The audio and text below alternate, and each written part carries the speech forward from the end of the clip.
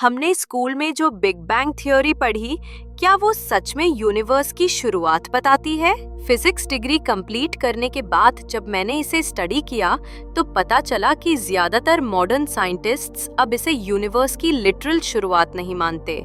मतलब जो हम स्कूल में पढ़ते हैं वो सिर्फ एक सिंप्लाइड वर्जन है और उसमें कुछ मिसकंसेप्शंस भी हैं। इंसान सदियों से तारों की तरफ देखता आया है, आकाश की गहराई को समझने की कोशिश करता रहा और अपने अस्तित्व का मतलब ढूंढता रहा। ग्रीक्स ने कहा यूनिवर्स इन्फिनिट है, यानी अंतहीन। हिंदू फिलॉसफी और बुद्धिज्म में यूनिवर्स के क्रिएशन और डिस्ट्रक्शन के साइकिल्स यानी जन्म और विनाश के चक्र की बात है। इससे पता चलता है कि लोग हमेशा से सोचते रहे हैं कि यूनिवर्स कभी स्टैटिक या स्थिर नहीं था। 1687 में आइजैक न्यूटन ने प्रिंसिपिया पब्लिश किया और दिखाया कि जो लॉज अर्थ पर अप्लाई होते हैं वही पूरे यूनिवर्स में काम करते हैं। न्यूटन की ग्रेविटी या गुरुत्वाकर्षण थ्योरी ने साइंस में बड़ा बदलाव लाया, लेकिन एक समस्या थी। न्यूटन के यूनिवर्सल लॉ ऑफ ग्रेविटी के मुताबिक अगर हर ऑब्जेक्ट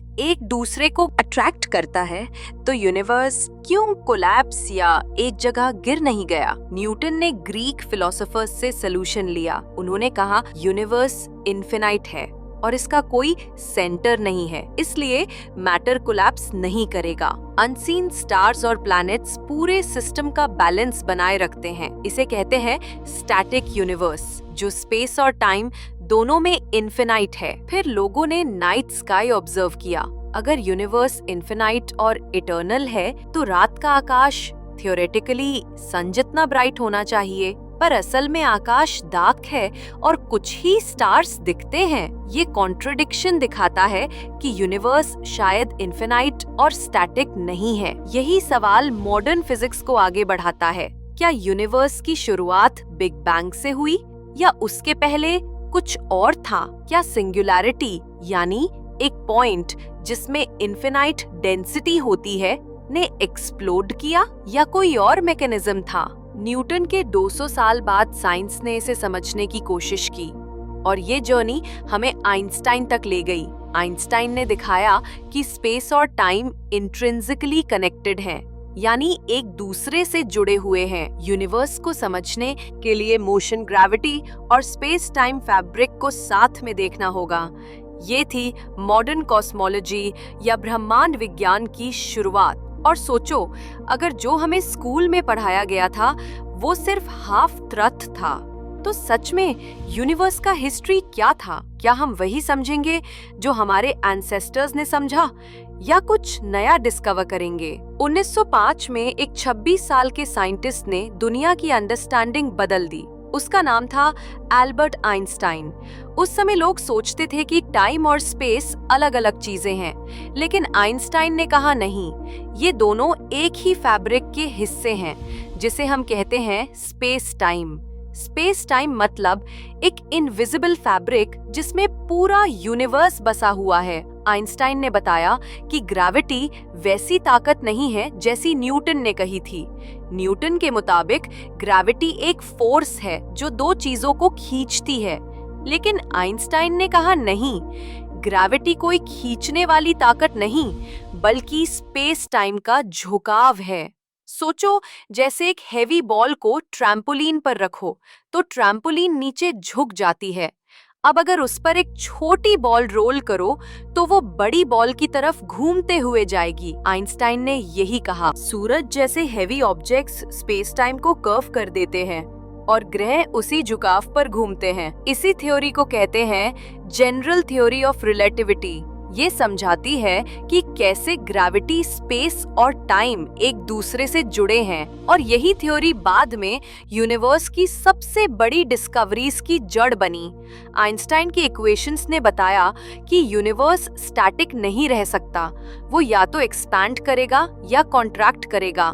लेकिन आइंस्टाइन को ये बात उस वक्त अजीब लगी, क्योंकि लोग मानते थे कि यूनिवर्स हमेशा से वैसा ही है।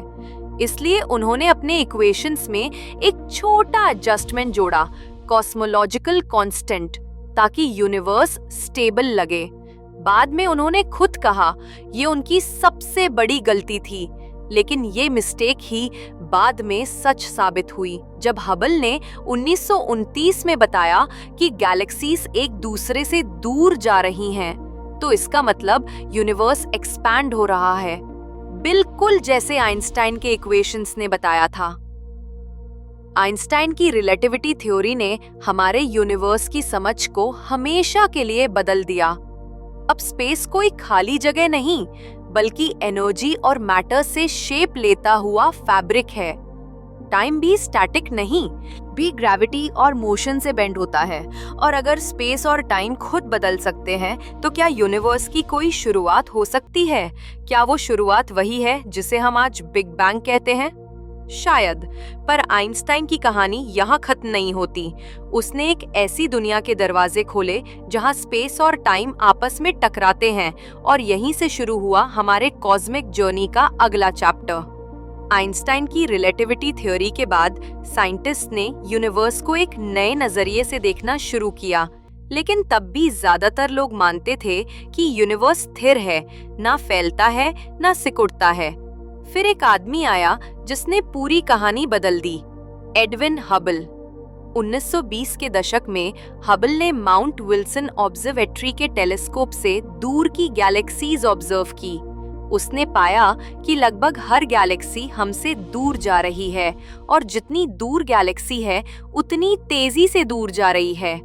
इस ऑब्जर्वेशन को कहते हैं रेडशिफ्ट। जब कोई चीज दूर जाती है तो उसकी लाइट लंबी होती जाती है, यानी रेड की तरफ शिफ्ट करती है। जैसे किसी सायरन की आवाज दूर जाते जाते धीमी और गहरी हो जाती है। हबल ने इससे एक बड़ा निष्कर्ष निकाला, यूनिवर्स एक्सपैंड हो रहा है, मतलब स्पेस खुद फैल रहा है और गैलेक्सीज उस एक्सपैंडिंग फैब्रिक में तैर रही हैं। सोचो, जैसे तुम एक बलून पर बिंदु बनाओ और फिर बलून फुलाओ। जैसे जैसे बलून एक्सपैंड होगा, हर बिंदु बाकी बिंदुओं से दूर जाएगा, लेकिन कोई भी बिंदु सेंटर नहीं होगा। यूनिवर्स भी कुछ ऐसा ही है। हर जगह से देखा जाए तो ऐसा लगता है कि बाकी सब चीजें दूर जा रही हैं। ये डिस्कवरी सब कुछ बदल देती है। अब यूनिवर्स स्टैटिक नहीं बल्कि डायनामिक है, लगातार बदलता हुआ, इवॉल्व करता हुआ। और अगर यूनिवर्स आज एक्सपैंड हो रहा है, तो इसका मतलब है कि कभी वो बहुत छोटा रहा होगा। अगर हम टाइम को पीछे ले जाएं, तो सब कुछ एक पॉइंट पर कन्वर्ज करता है, और वहीं से हुआ बिग बैंग। आइंस्टाइन के इक्वेशंस ने पहले ही इसे हिंट किया था, लेकिन अब ऑब्जर्वेशनल प्रूफ भी मिल गया। यूनिवर्स का एक्सपेंशन सिर्फ थ्योरी नहीं, रियलिटी थी। ये वो दिन था जब ह्यूमंस ने पहली बार समझा कि हम एक चलते हुए कॉस्मॉस में हैं। गैलेक्सीज सिर्फ डॉट्स नहीं, बल्कि कॉस्मिक ट्रैवलर्स हैं जो अरबों वर्षों से स्पेस में सफर कर रही हैं। हबल के टेलीस्कोप ने हमें हमारे पास्ट की झलक दिखाई, और शायद फ्यूचर की भी, क्योंकि अगर यूनिवर्स फैल रहा है तो एक दिन वो इतना फैल सकता है कि गैलेक्सीज एक दूसरे से दिखाई ही ना दें। और यहीं से शुरू होती है अगली बड़ी कहानी, the birth of the big bang. वो पल जब पूरा यूनिवर्स एक पॉइंट से फटकर आज के बिलियंस ऑफ गैलेक्सीज में बदल गया। अब तक साइंटिस्ट्स ये समझ चुके थे कि यूनिवर्स स्टैटिक नहीं, वो फैल रहा है। लेकिन एक सवाल बाकी था, अगर यूनिवर्स आज फैल रहा है तो उसकी शुरुआत कहाँ से हुई? यही सवाल हमें ले जाता है 1940 के दशक के एक बेल्जियन प्रीस्ट और साइंटिस्ट जॉर्ज लेमेट्रे की तरफ। लेमेट्रे ने एक बोल्ड आइडिया दिया कि यूनिवर्स की शुरुआत एक प्राइमल एटम से हुई, यानी एक बहुत छोटे डेंस पॉइंट से। उसने कहा, सारी गैलेक्सीज, मैटर और एनर्जी कभी एक जगह पर थी और फिर एक विशाल एक्सप्लोजन में फैल गई। यही कॉन्सेप्ट बाद में बिग बैंग थ्योरी के नाम से जाना गया। शुरुआत में कई साइंटिस्ट्स ने इसे मजाक समझा। एक ब्रिटिश एस्ट्रोनॉमर फ्रेड हॉयले ने सार्कास्टिकली इसे बिग बैंग कहा, लेकिन वही नाम हमेशा के लिए फेमस हो गया। लेमेट्रे के आइडिया ने एक नई सोच शुरू की। अगर यूनिवर्स एक्सपैंड हो रहा है तो कभी वो बहुत डेंस और हॉट रहा होगा। और अगर हम उस एक्सपेंशन को उल्टा सोचे, मतलब बैकवर्ड चले, तो हम उस मोमेंट तक पहुंचेंगे जब यूनिवर्स लगभग जीरो साइज का था, लेकिन एनर्जी इन्फिनिट थी। उस पल को हम कहते हैं द बिगिनिंग ऑफ टाइम। वो मोमेंट जहां स्पेस, टाइम, मैटर और एनर्जी सब कुछ पैदा हुआ। इमेजिन करो, पूरा यूनिवर्स एक एटम से भी छोटा था। टेम्परेचर इतना ज्यादा कि एटम्स तक एग्जिस्ट नहीं कर सकते थे। सिर्फ प्योर एनर्जी थी जो धीरे धीरे मैटर में बदलने लगी। और जब बिग बैंग हुआ तो सेकंड्स के फ्रैक्शन में यूनिवर्स फैलने लगा। एनर्जी फोटॉन में बदली, फोटॉन मैटर में, और धीरे धीरे पहले पार्टिकल बने। यानी बिग बैंग कोई साधारण एक्सप्लोजन नहीं था, वो खुद स्पेस का एक्सप्लोजन था। स्पेस खुद फैलने लगा। इस थ्योरी को सपोर्ट करने वाले कई सबूत मिले। सबसे बड़ा था cosmic microwave background radiation, CMB, एक फेंट ग्लो जो आज भी यूनिवर्स में मौजूद है। ये ग्लो उस पहले एक्सप्लोजन की गूंज है, एक एको जो अरबों साल से स्पेस में गूंज रही है। बिग बैंग ने हमें ये सिखाया कि हम सब, स्टार्स, प्लैनेट्स, ह्यूमंस, उसी एक्सप्लोजन के फ्रेगमेंट हैं। हम लिटरली स्टारडस्ट से बने हैं। और यही मोमेंट था जब साइंस ने पहली बार क्रिएशन को समझने की कोशिश की, वो पल जब कुछ नहीं से सब कुछ बना। बिग बैंग के कुछ लाख साल बाद यूनिवर्स अभी भी एक्सट्रीमली हॉट और ब्राइट था। स्पेस में हर जगह लाइट और एनर्जी फैली हुई थी। लेकिन धीरे धीरे जैसे जैसे यूनिवर्स एक्सपैंड हुआ, टेम्परेचर कम होने लगा, एटम्स बनने लगे, लाइट मैटर से अलग होने लगी, और पहली बार यूनिवर्स ट्रांसपेरेंट यानी पारदर्शी हुआ। यही वो पल था जब यूनिवर्स ने अपनी पहली आवाज छोड़ी, एक कॉस्मिक एको जो आज भी स्पेस में गूंज रही है। इसे कहते हैं कॉस्मिक माइक्रोवेव बैकग्राउंड रेडिएशन या CMB।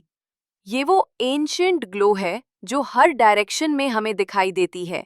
एक फेंट लाइट जो बिग बैंग के लगभग 3,80,000 साल बाद बनी। ये प्रूफ है कि बिग बैंग सच में हुआ था। साइंटिस्ट्स ने इसे 1965 में दो रिसर्चर्स, आर्नो पेंजियास और रॉबर्ट विल्सन की मदद से खोजा। वे एक रेडियो एंटेना से सिग्नल्स पकड़ने की कोशिश कर रहे थे, लेकिन बार बार एक अजीब नॉइज सुनाई देती थी। उन्होंने सोचा एंटेना में डस्ट होगी, उसे साफ किया, लेकिन साउंड फिर भी आती रही। आखिरकार उन्हें एहसास हुआ कि ये नॉइज पूरे यूनिवर्स से आ रही है। वही बिग बैंग की आफ्टरग्लो थी। सोचो, वो आवाज जो 13.8 अरब साल पहले पैदा हुई थी, आज भी हमारे आसपास गूंज रही है, सिर्फ बहुत धीमी हो चुकी है। अगर हम उस रेडिएशन को देख पाएं तो हमें यूनिवर्स का बेबी पिक्चर मिलेगा। वो तस्वीर जब गैलेक्सीज, स्टार्स और प्लैनेट्स अभी बनने बाकी थे। साइंटिस्ट्स ने सैटेलाइट्स जैसे कोबी, डब्ल्यू मैप और प्लैंक से उस ग्लो को मैप किया, और जो पैटर्न दिखा उसने साबित किया कि यूनिवर्स ने सच में एक फायर बॉल की तरह शुरुआत की थी। ये कॉस्मिक एको सिर्फ साइंस नहीं, एक रिमाइंडर है कि हर चीज, हर एटम, हर ब्रेथ जो हम लेते हैं उसी एंशिएंट एक्सप्लोजन से जुड़ा है। हम सब उस पहली आवाज के बच्चे हैं। जब तुम रात में आकाश की तरफ देखते हो तो याद रखना, वो डार्कनेस भी उस फर्स्ट लाइट की गूंज है। हर तारा, हर गैलेक्सी उसी एंशिएंट रिदम पर नाच रही है जो अरबों वर्षों पहले शुरू हुई थी। यूनिवर्स अभी भी बोल रहा है, बस हमें उसे सुनना आना चाहिए। बिग बैंग की गूंज सुनने के बाद इंसानों के अंदर एक नया सवाल जागा, हम इस विशाल यूनिवर्स में कहाँ हैं? ये सवाल सिंपल लगता है, पर इसका जवाब पाने में सदियों लग गए। पहले टेलीस्कोप से लेकर मॉडर्न स्पेस ऑब्जर्वेटरीज तक हमारी क्यूरियोसिटी ने हमें हमेशा आगे बढ़ाया। हर नई टेक्नोलॉजी ने हमें यूनिवर्स का थोड़ा और हिस्सा दिखाया, जैसे कोई एंशंट मैप धीरे धीरे अनफोल्ड हो रहा हो। जब एडविन हबल ने गैलेक्सीज देखी, तो हमें पता चला कि हमारा मिल्की वे अकेला नहीं है। फिर रेडियो टेलीस्कोप्स ने वो सिग्नल्स पकड़े जो हमारी आंखों से कभी नहीं दिख सकते थे। इंफ्रारेड टेलीस्कोप्स ने हमें वो हीट दिखाई जो डिस्टेंट स्टार्स से निकल रही थी। हर ऑब्जर्वेशन ने यूनिवर्स की एक नई लेयर खोली। साइंटिस्ट्स ने कॉस्मिक सर्वेज शुरू किए, जैसे स्लोन डिजिटल स्काई सर्वे, जिसमें लाखों गैलेक्सी की पोजीशन रिकॉर्ड की गई। जब इन गैलेक्सीज को कंप्यूटर मॉडल में डाला गया, तो एक हैरान कर देने वाला पैटर्न सामने आया। यूनिवर्स रैंडम नहीं था। गैलेक्सीज क्लस्टर्स में थी, और क्लस्टर्स फिलामेंट्स या कॉस्मिक थ्रेड्स से जुड़ी हुई थी। ये पूरा स्ट्रक्चर एक विशाल जाल की तरह दिखा, जिसे हम कहते हैं कॉस्मिक वेब। सोचो, हमारी गैलेक्सी सिर्फ इस वेब का एक छोटा सा नोड है, जैसे एक टाइनी डॉट एक इनफाइनाइट नेटवर्क। और ये वेब लगातार बदल रहा है, एक्सपैंड हो रहा है, इवॉल्व हो रहा है। ये डिस्कवरी सिर्फ नंबर्स या डेटा नहीं थी, ये एक रिफ्लेक्शन थी हमारी क्यूरियोसिटी की। हम छोटे हैं, पर हमारी सोच इन्फिनिट है। हमने ग्राउंड से ऊपर आकाश तक और आकाश से आगे स्टार्स के बीच तक मैप बना डाला। और ये मैप सिर्फ स्पेस का नहीं, हमारे इवोल्यूशन का भी है। क्योंकि हर बार जब हम यूनिवर्स को मेजर करते हैं, हम खुद को भी मेजर करते हैं। समझते हैं कि हम कॉस्मिक केओस का हिस्सा नहीं, बल्कि उसका मीनिंग ढूंढने वाले बीइंग्स हैं। हर टेलीस्कोप, हर सैटेलाइट, हर डेटा पॉइंट एक ही कहानी कहता है। इंसान कभी रुकता नहीं। हम एक्सप्लोर करते हैं, मेजर करते हैं और फिर सवाल पूछते हैं, अब आगे क्या? और शायद वही क्यूरियोसिटी हमें उस जगह तक ले जाएगी जहां टाइम खुद शुरू हुआ था। हमने देखा कि बिग बैंग से यूनिवर्स की शुरुआत हुई, लेकिन असली सवाल अब उठता है, बिग बैंग से पहले क्या था? ये वो सवाल है जिसने साइंटिस्ट्स, फिलोसोफर्स और ड्रीमर्स सबको एक जैसा पॉज दिया। क्योंकि अगर टाइम और स्पेस खुद बिग बैंग में पैदा हुए, तो पहले का कॉन्सेप्ट ही मीनिंगलेस हो जाता है।